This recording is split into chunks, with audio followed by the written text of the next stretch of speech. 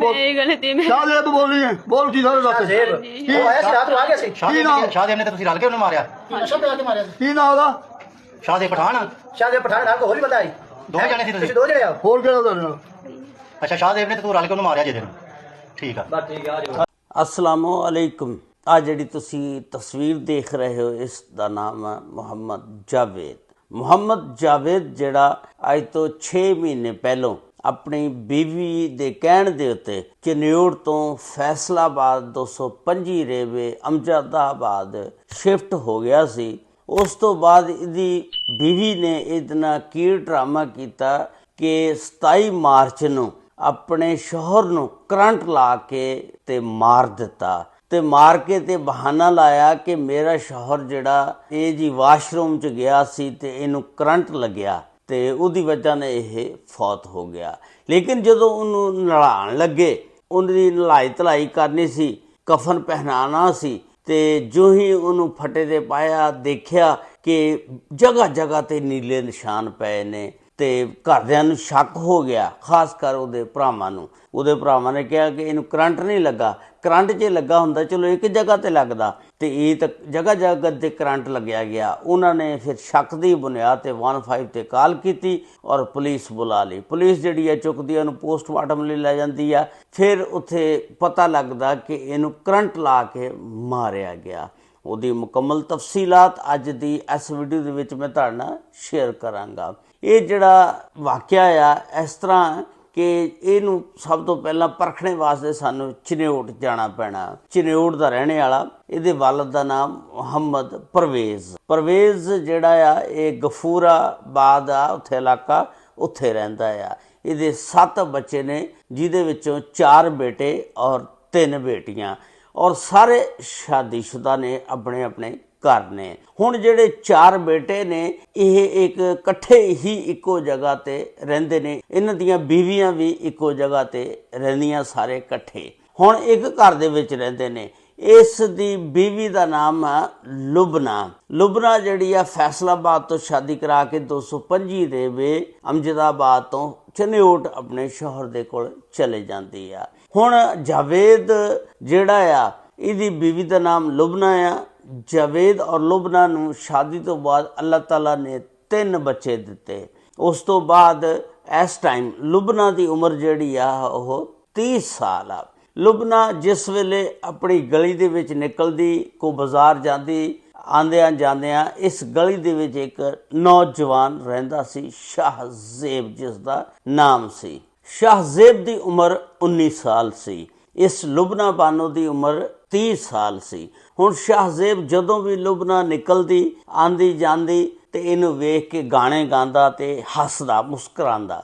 ਇਹ ਵੀ ਅੱਗੋਂ ਮੁਸਕਰਾਉਣਾ ਸ਼ੁਰੂ ਕਰ ਦਿੰਦੀ ਸੀ। ਉਸ ਤੋਂ ਬਾਅਦ ਆਸਤਾ ਆਸਤਾ ਇਹਨਾਂ ਦੋਨਾਂ ਦੇ ਦਰਮਿਆਨ ਤਾਲੁਕਾਤ ਬਣ ਗਏ। ਫਿਰ ਮੋਬਾਈਲ ਦਾ ਤਬਾਦਲਾ ਹੋ ਗਿਆ। ਬਸ ਫਿਰ ਜਦੋਂ ਇੱਕ ਦੂਜੇ ਕੋਲੋਂ ਮੋਬਾਈਲ ਨੰਬਰ ਲੈ ਲੈ, ਫਿਰ ਲੁਬਨਾ ਜਿਹੜੀ ਆ ਸਾਰੀ ਰਾਤ ਇੱਕ ਕਮਰੇ ਦੇ ਵਿੱਚ ਸਾਈਡ ਤੇ ਲਾ ਕੇ ਹੌਲੀ ਹੌਲੀ ਉਹਦੇ ਨਾਲ ਗੱਲਾਂ ਕਰਦੀ ਰਹਿੰਦੀ। ਇਹਦੀਆਂ ਦੂਜੀਆਂ ਦੇਵਰਾਣੀਆਂ ਜਿਹੜੀਆਂ ਇਹਨੂੰ ਵੇਖਦੀਆਂ ਵੀ ਇਹ ਕੀ ਹੌਲੀ ਹੌਲੀ ਮਿਣ ਕਰਨ ਲੱਗੀ ਪਈ ਆ, ਕਿਹਦੇ ਨਾਲ ਕਰਦੀ ਆ। ਲੇਕਿਨ ਉਹ ਆਸਤਾ ਆਸਤਾ ਗੱਲਾਂ ਕਰਦੀ ਰਹਿੰਦੀ ਸੀ ਉਹਦੇ ਨਾਲ ਪਿਆਰ ਮੁਹੱਬਤ ਦੀਆਂ। ਉਸ ਤੋਂ ਬਾਅਦ ਫਿਰ ਇਹ ਪਿਆਰ ਮੁਹੱਬਤ ਜਿਹੜਾ ਹੈ ਇੰਨਾ ਵੱਧ ਗਿਆ ਕਿ ਇਹਨਾਂ ਨੇ ਬਾਹਰ ਇੱਕ ਦੂਜੇ ਨੂੰ ਮਿਲਣਾ ਮਿਲਾਉਣਾ ਸ਼ੁਰੂ ਕਰ ਦਿੱਤਾ। ਇਹ ਜਿਹੜੀ ਲੁਬਨਾ ਬਾਨੋ ਆ ਇਹ ਘਰ ਬਹਾਨਾ ਲਾ ਕੇ ਜਾਂਦੀ ਕਿ ਮੈਂ ਅੱਜ ਬੱਚਿਆਂ ਦੇ ਕੱਪੜੇ ਲੈਣ ਜਾ ਰਹੀ ਹਾਂ। ਜਿਸ ਵੇਲੇ ਘਰ ਵਾਪਸ ਆਉਂਦੀ, ਦੇਵਰਾਣੀਆਂ ਜਿਹੜੀਆਂ ਉਹ ਪੁੱਛਦੀਆਂ ਕਿ ਤੂੰ ਕੱਪੜੇ ਨਹੀਂ ਲੈ ਕੇ ਆਈ। ਇਹਨੇ ਅੱਗੋਂ ਕਹਿ ਦੇਣਾ ਕਿ ਮੈਨੂੰ ਪਸੰਦ ਨਹੀਂ ਆਏ, ਇਸ ਵਜ੍ਹਾ ਨਾਲ ਮੈਂ ਕੱਪੜੇ ਨਹੀਂ ਲੈ ਕੇ ਆਈ। ਉਸ ਤੋਂ ਬਾਅਦ ਫਿਰ ਕਦੇ ਜੁੱਤੀ ਦਾ ਬਹਾਨਾ ਲਾ ਕੇ ਚੱਲ ਜਾਣਾ ਕਿ ਮੈਂ ਬੱਚਿਆਂ ਦੀ ਜੁੱਤੀ ਲੈਣ ਜਾ ਰਹੀ ਹਾਂ, ਤੇ ਬਾਅਦ 'ਚ ਜਦੋਂ ਆਉਣਾ ਘਰ ਤੇ ਖਾਲੀ ਹੱਥ ਉਹਨਾਂ ਨੂੰ ਬਹਾਨਾ ਲਾ ਦੇਣਾ ਕਿ ਮੈਨੂੰ ਜੁੱਤੀ ਪਸੰਦ ਨਹੀਂ ਆਈ। ਫਿਰ ਇਸੇ ਤਰ੍ਹਾਂ ਸਿਲਸਿਲਾ ਚੱਲਦਾ ਰਿਹਾ। ਦੇਵਰਾਣੀਆਂ ਨੂੰ ਸ਼ੱਕ ਹੋ ਗਿਆ।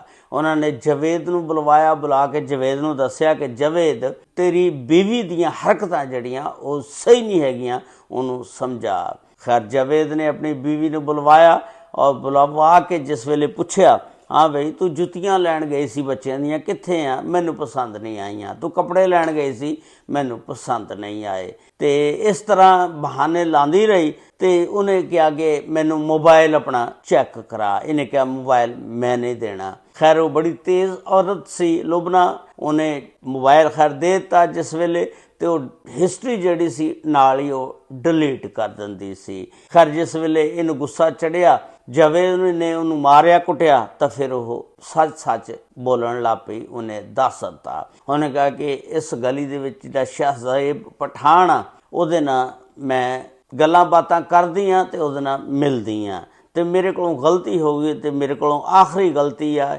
ਮੈਨੂੰ ਇਹਦੀ ਮਾਫੀ ਦੇ ਦੇ ਤੇ ਕਿਸੇ ਦੇ ਨਾਲ ਗੱਲ ਨਾ ਕਰੀ। ਤੇ ਕਿਸੇ ਦੇ ਨਾਲ ਗੱਲ ਵੀ ਨਹੀਂ ਕੀਤੀ। ਖੈਰ 8 ਦਿਨ ਗੁਜ਼ਰੇ, 8 ਦਿਨ ਇਹਨੇ ਚੰਗੇ ਕੱਢੇ, ਰਾਬਤਾ ਨਾ ਕੀਤਾ। 8 ਦਿਨ ਬਾਅਦ ਫਿਰ ਇਹਨੇ ਉਹਦੇ ਨਾਲ ਰਾਬਤਾ ਕਰਨਾ ਸ਼ੁਰੂ ਕਰ ਦਿੱਤਾ। ਫਿਰ ਦੇਵਰਾਣੀਆਂ ਕਹਿੰਦੀਆਂ ਕਿ ਇਹ ਫਿਰ ਉਸੇ ਰਾਹ 'ਤੇ ਚੱਲ ਪਈ ਆ ਤੇ ਉਹਦੇ ਨਾਲ ਫੋਨ ਤੇ ਗੱਪਾਂ ਛੱਪਾਂ ਲਾਉਂਦੀ ਰਹਿੰਦੀ ਆ ਤੇ ਕਮਰੇ 'ਚ ਬੈਠ ਕੇ ਇੱਕ ਸਾਈਡ ਤੇ ਹੌਲੀ ਹੌਲੀ ਗੱਲਾਂ ਕਰਦੀ ਰਹਿੰਦੀ ਆ। ਤੇ ਇੱਕ ਦਿਨ ਕੀ ਹੁੰਦਾ ਕਿ ਇਹ ਫਿਰ ਉਹਨੂੰ ਪੁੱਛਦਾ ਕਿ ਤੂੰ ਫਿਰ ਇਸੇ ਰਾਹ 'ਤੇ ਚੱਲ ਗਈ ਆ ਤੇ ਤੂੰ ਨਹੀਂ ਟਲਦੀ ਹੈਗੀ।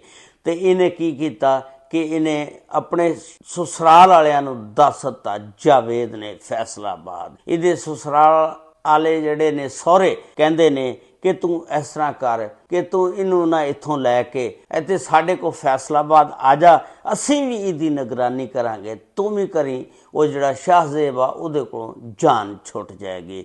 ਹੁਣ ਜਾਵੇਦ ਜਿਹੜਾ ਵਿਚਾਰਾ ਸ਼ਰੀਫ ਬੰਦਾ ਸੀ, ਉਹਨੇ ਉਹਨਾਂ ਸਹੁਰਿਆਂ ਦੀ ਆਪਣਿਆਂ ਦੀ ਗੱਲ ਮੰਨ ਲਈ ਔਰ ਬੀਵੀ ਨੂੰ ਲਿਆ ਤੇ ਆਪਣਾ ਸਮਾਨ ਚੁੱਕਿਆ ਤੇ 225 ਰੇਬੇ ਅਮਜਦਾਬਾਦ ਆ ਕੇ ਉਹਨਾਂ ਦੇ ਕੋਲ ਹੀ ਗਲੀ ਦੇ ਵਿੱਚ ਇੱਕ ਮਕਾਨ ਕਿਰਾਏ ਤੇ ਲੈ ਲਿਆ, ਉੱਥੇ ਆ ਕੇ ਰਹਿਣਾ ਸ਼ੁਰੂ ਕਰ ਦਿੱਤਾ। ਉਸ ਤੋਂ ਬਾਅਦ ਇਹਨੇ ਉੱਥੇ ਹੀ ਕਿਤੇ ਨੌਕਰੀ ਲੱਭ ਲਈ ਤੇ ਇੱਥੇ ਕੰਮ ਕਰਨਾ ਸ਼ੁਰੂ ਕਰ ਦਿੱਤਾ। ਹੁਣ 6 ਮਹੀਨੇ ਪਹਿਲੋਂ ਇਹ ਇੱਥੇ ਆ ਕੇ ਸ਼ਿਫਟ ਹੋ ਕੇ ਰਹਿਣ ਲੱਗਾ ਸੀ ਤੇ ਉਸ ਤੋਂ ਪਹਿਲਾਂ ਚਨਿਓਟ ਹੀ ਰਹਿੰਦਾ ਸੀ। ਉਸ ਤੋਂ ਬਾਅਦ ਕੀ ਹੁੰਦਾ ਕਿ ਇਹ ਔਰਤ ਜਿਹੜੀ ਆ ਜਿਹਦਾ ਨਾਮ ਲੁਬਨਾ ਬਾਨੋ ਆ, ਇਹ ਫਿਰ ਉਹਦੇ ਨਾਲ ਫੋਨ ਤੇ ਰਾਬਤੇ 'ਚ ਰਹਿੰਦੀ ਔਰ ਕਹਿੰਦੀ ਕਿ ਮੈਨੂੰ ਹੁਣ ਤੇਰੀ ਆਦਤ ਪੈ ਗਈ ਆ, ਮੇਰੇ ਕੋਲੋਂ ਰਿਹਾ ਨਹੀਂ ਜਾਂਦਾ, ਮੈਂ ਕੀ ਕਰਾਂ। ਹੁਣ ਉਹ ਜਿਹੜਾ ਸ਼ਾਹਜ਼ੇਬ ਅੱਗੋਂ ਉਹ ਵੀ ਕਹਿੰਦਾ ਕਿ ਮੈਨੂੰ ਵੀ ਤੇਰੀ ਆਦਤ ਪੈ ਗਈ ਆ ਤੇ ਮੈਂ ਵੀ ਨਹੀਂ ਰਹਿ ਸਕਦਾ। ਇਹ ਦੋਨੋਂ ਫਿਰ ਪਲਾਨ ਬਣਾਉਂਦੇ ਨੇ ਕਿ ਫਿਰ ਅਸੀਂ ਕਿਸ ਤਰ੍ਹਾਂ ਇਕੱਠੇ ਹੋ ਸਕਦੇ ਹਾਂ। ਫਿਰ ਇਹਨਾਂ ਨੇ ਕਿਹਾ ਕਿ ਉਹ ਜਿਹੜੀ ਹੱਡੀ ਆ ਗਲੇ ਦੀ ਉਹਨੂੰ ਖ਼ਤਮ ਕੀਤਾ ਜਾਵੇ। ਉਹ ਹੱਡੀ ਜਿਹੜੀ ਆ ਉਹ ਇਹ ਸੀ ਕਿ ਭਈ ਜਾਵੇਦ ਨੂੰ ਰਸਤੇ ਤੋਂ ਹਟਾ ਦਿੱਤਾ ਜਾਵੇ। ਹੁੰਦਾ ਕੀ ਆ 27 ਮਾਰਚ ਨੂੰ ਇਹ ਨਸ਼ਾ ਆਵਰ ਗੋਲੀਆਂ ਦਿੰਦੀ ਆ ਔਰ ਸ਼ਾਹਜ਼ੇਬ ਨੂੰ ਫੋਨ ਕਰ ਦਿੰਦੀ ਆ ਕਿ ਮੈਂ ਇਹਨੂੰ ਗੋਲੀਆਂ ਦੇਤੀਆਂ, ਤੂੰ ਆ ਜਾ। ਸ਼ਾਹਜ਼ੇਬ 27 ਮਾਰਚ ਨੂੰ ਆ ਜਾਂਦਾ ਰਾਤ ਨੂੰ ਤੇ ਇਹ ਦੋਨੋਂ ਜਣੇ ਜਦੋਂ ਉਹ ਬੇਹੋਸ਼ ਹੋ ਜਾਂਦਾ, ਗੋਲੀਆਂ ਖਾ ਕੇ ਨੀਂਦ ਦੀ ਘੂਕੀ ਚੜ ਜਾਂਦੀ ਆ ਉਹਨੂੰ, ਤੇ ਇਹ ਦੋਨੋਂ ਜਣੇ ਫਿਰ ਉਹਨੂੰ ਕਰੰਟ ਲਾਉਂਦੇ ਨੇ। ਕਰੰਟ ਲਾ ਕੇ ਉਸ ਬੰਦੇ ਨੂੰ ਮਾਰ ਦਿੰਦੇ ਨੇ।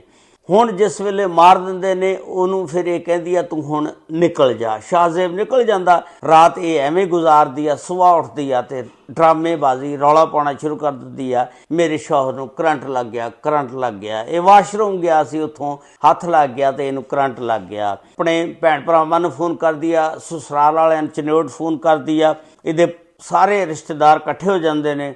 ਉਸ ਤੋਂ ਬਾਅਦ ਜਿਸ ਵੇਲੇ ਨਲਾਉਣ ਲੱਗਦੇ ਨੇ ਤੇ ਜਿਸਮ ਦੇ ਉੱਤੇ ਨਿਸ਼ਾਨਾਤ ਦੇਖਦੇ ਨੇ। ਵਕਾਸ ਇਹਦਾ ਭਰਾ ਆ ਜਿਹੜਾ, ਉਹ ਕਹਿੰਦਾ ਕਿ ਨਹੀਂ ਕੋਈ ਰੌਲਾ ਜ਼ਰੂਰ ਆ, ਇਹਦੀ ਬੀਵੀ ਨੇ ਕੁਛ ਇਹਨੂੰ ਕੀਤਾ। ਉਹਨੇ 15 ਤੇ ਕਾਲ ਕੀਤੀ, ਪੁਲਿਸ ਆ ਜਾਂਦੀ ਆ, ਪੁਲਿਸ ਫਿਰ ਲੈ ਜਾਂਦੀ ਚੁੱਕ ਕੇ ਪੋਸਟਮਾਰਟਮ ਕਰਦੀ ਆ। ਪੁਲਿਸ ਵਾਲੇ ਪੁੱਛਦੇ ਨੇ ਤੁਹਾਨੂੰ ਕਿਸੇ ਤੇ ਸ਼ੱਕ? ਉਹਨਾਂ ਨੇ ਦੱਸਿਆ ਕਿ ਸਾਨੂੰ ਸਾਡੀ ਭਾਬੀ ਤੇ ਹੀ ਸ਼ੱਕ ਆ, ਇਹਨੇ ਸਾਡੇ ਭਰਾ ਨੂੰ ਮਾਰਿਆ। ਬਸ ਫਿਰ ਪੁਲਿਸ ਨੇ ਜਦੋਂ ਉਹਦਾ ਮੋਬਾਈਲ ਨੰਬਰ ਲਿਆ, CDR ਕਢਵਾਈ, ਉਹ ਰਾਬਤਾ ਜਿਹੜਾ ਸੀ ਸ਼ਾਹਜ਼ੇਬ ਦੇ ਨਾਲ ਸੀ। ਬਸ ਫਿਰ ਸ਼ਾਹਜ਼ੇਬ ਤੇ ਇਹਨਾਂ ਦੋਨਾਂ ਨੂੰ ਪਕੜ ਲਿਆ ਔਰ ਵਕਾਸ ਦੀ ਮੁਦੱਈਅਤ ਦੇ ਵਿੱਚ ਥਾਣਾ ਸਦਰ ਪੁਲਿਸ ਨੇ ਇੱਕ FIR 302 ਦੀ ਦਰਜ ਕਰ ਲਈ ਔਰ ਇਹਨਾਂ ਨੂੰ ਅੰਦਰ ਕਰ ਦਿੱਤਾ। ਹੁਣ ਦੇਖੋ ਕਿ ਇਹਨਾਂ ਦੇ ਉੱਤੇ ਮੁਕੱਦਮਾ ਚੱਲੇਗਾ। ਉਹਨਾਂ 3 ਬੱਚਿਆਂ ਦਾ ਗਰੀਬਾਂ ਦਾ ਕਿਆ ਬਣੇਗਾ ਜਿਨ੍ਹਾਂ ਦਾ ਪਿਓ ਇਸ ਡਾਇਣ ਔਰਤ ਨੇ ਮਾਰ ਦਿੱਤਾ ਔਰ ਆਪ ਹੁਣ